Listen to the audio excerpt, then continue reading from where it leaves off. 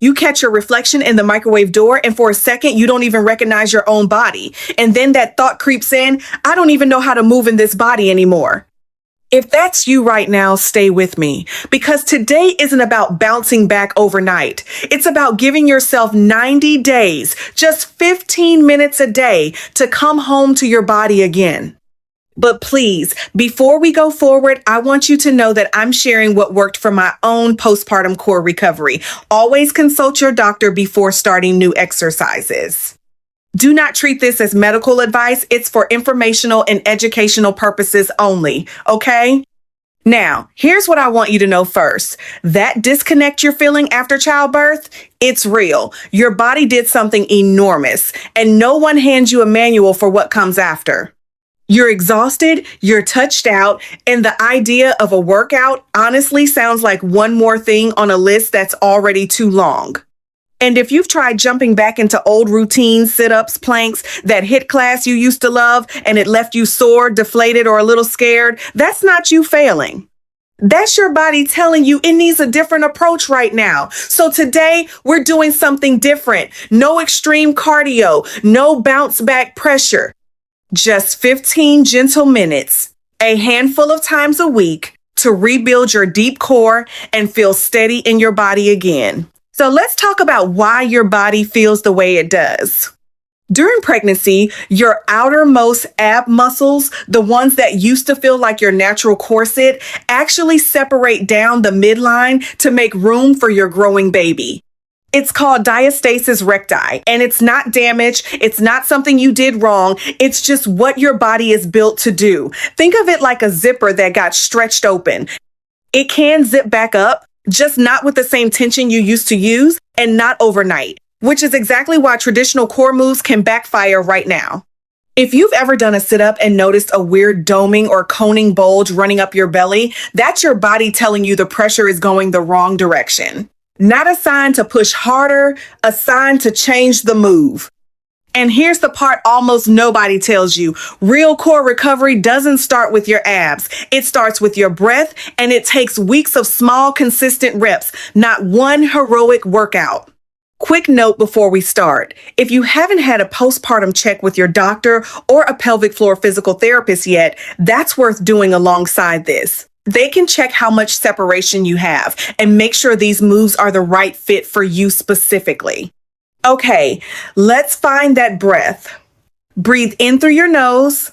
Feel your rib cage expand outward, belly softening.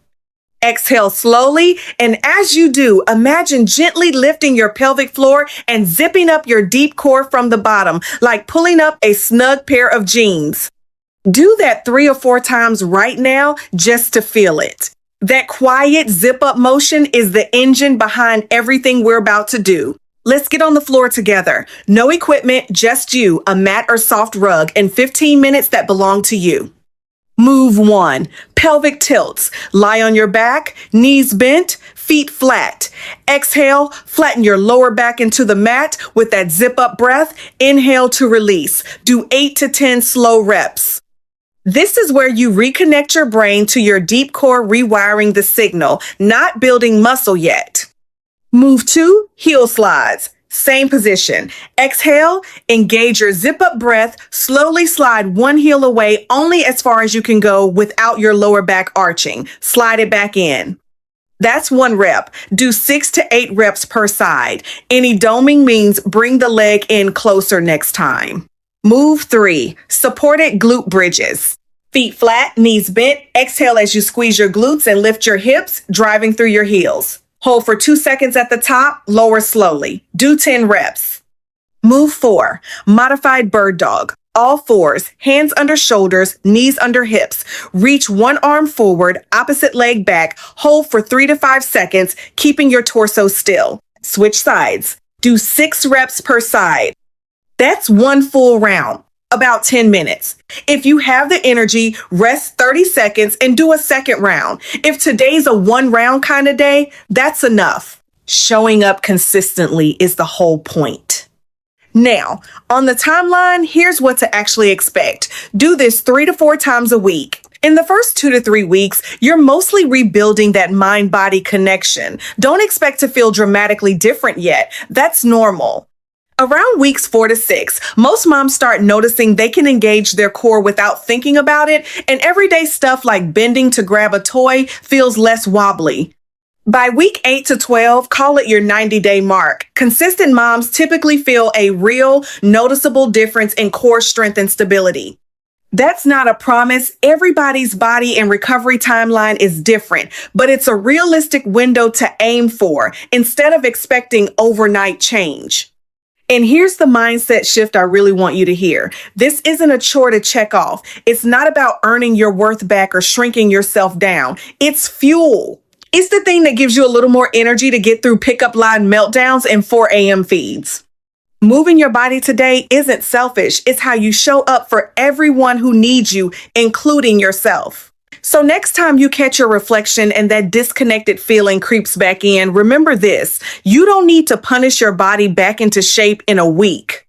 You need 15 honest minutes, a few gentle moves, 3 or 4 times a week for the next 90 days. That's it. That's the whole thing. If this felt good today, hit subscribe. We drop new videos every week on realistic health, mindset, and self-care for moms who refuse to disappear into motherhood.